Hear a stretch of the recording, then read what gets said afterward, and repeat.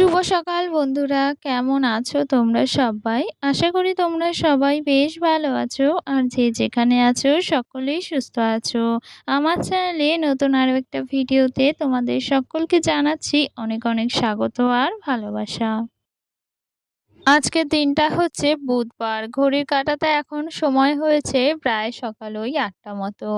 আর আজকে এই যে কাজকর্ম নিয়ে আর তোমাদেরকে সাথে নিয়ে এই যে সকাল ৮টা থেকেই ব্লগটা শুরু করছি। তোমরা সকলে ব্লগটা দেখতে থাকো। আশা করি বেশ ভালো লাগবে। আর এদিকে দেখেছো তো কাজ করতে করতে কিন্তু একদম কারেন্টটা চলে গেল। সকাল সকালই না কারেন্টটা অফ হয়ে গেল। আর এইদিকে একদম অন্ধকার হয়ে গিয়েছে রান্নাঘরটা। এটাই হয় জানো তো, ওই যে কারেন্টটা না থাকলে না রান্নাঘরটা একদম অন্ধকার হয়ে যায়। আর এইদিকে লাইটটা যদি চালানো থাকে তখন কিন্তু একটু আলো হয়। আর এই যে ভিডিওটা করতে না অনেকটা সুবিধা হয়। আর এই যে এখন অন্ধকার হয়ে গেল, ওই যে ক্যামেরাতে ভীষণ পরিমাণে অন্ধকার লাগবে। তবে কি করব বলো? ভিডিও তো করতেই হবে। তোমাদের সাথে তো এই যে সবকিছু শেয়ার করতে হবে, তাই না? তবে কি জানো তো, আজকে কিন্তু একদমই বড় ভিডিও করিনি, অনেকটাই ছোট ভিডিও হয়ে গিয়েছে।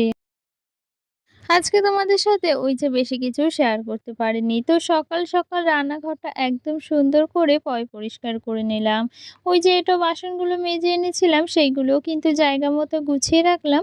আর সাথে রান্নাঘরটাও একদম পরিষ্কার করে নিলাম। তারপরে ওই যে গ্যাসের যে টেবিলটা সেটাও কিন্তু সুন্দর করে মুছে নিয়েছি। তো যাই হোক, চলো এইদিকে কিন্তু এই যে ফ্রিজ থেকে কিছু জিনিস বার করে নিচ্ছি। কিছু জিনিস বলতে ওই যে যা রান্না হবে। এইদিকে দেখো ওই যে ট্রের মধ্যে না ওই যে এক ট্রে ডিম ছিল, সেখান থেকে ওই যে ওই কটা ডিম রয়েছে, ভাবলাম ট্রেটা আর ফ্রিজের মধ্যে রেখে কি হবে, বেকার জায়গা নষ্ট হয়ে যাচ্ছে।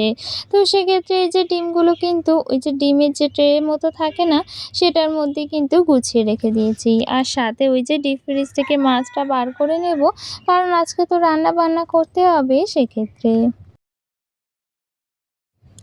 আর আজকে রান্না বলতে কিন্তু ওই যে পেঁপে দিয়ে আলু দিয়ে একটু মাছের ঝোল করব। মাছ বলতে যে বাবা ল্যাটা মাছ নিয়ে এসেছিল, সেইগুলোই কিন্তু আজকে রান্না-বান্না করা হবে। তো সেটার জন্যই কিন্তু ওই যে গাছের থেকে পেঁপে পেড়েছি।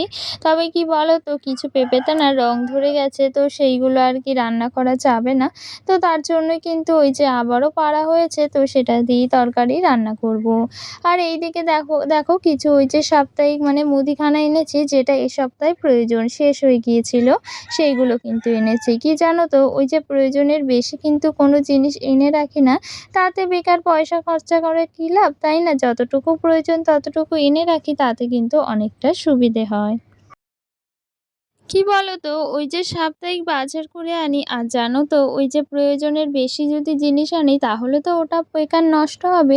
সেক্ষেত্রে না যতটুকু প্রয়োজন ততটুকুই মুদিখানা বাজার নিয়ে আসি। আর এইভাবে মুদিখানা বাজার আনলে না অনেকটা সুবিধে হয়। আর ওই যে অনেক টাকা সাশ্রয় করা যায় এই আর কি। আর এইদিকে দেখো ওই যে পুজো দিতে চলে এসেছি। আর কত সুন্দর আজকে ফুল পেয়েছি, আর একটা বড় জবা ফুল পেয়েছি। ভীষণ ভালো লাগছিল জানো তো ফুলটা। তোমাদের সাথেও তাই একটু শেয়ার করে দিলাম।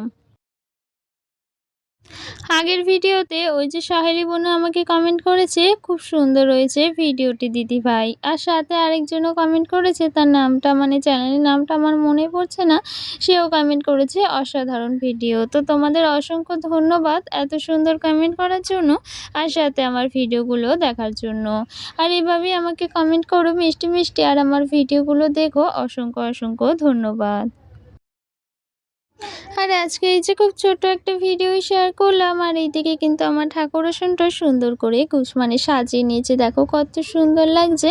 আর ওই যে ফুল যদি অনেক পাওয়া যায় না, তখন না ভীষণ পরিমাণে ভালো লাগে ঠাকুর আসন সাজিয়ে তুলতে।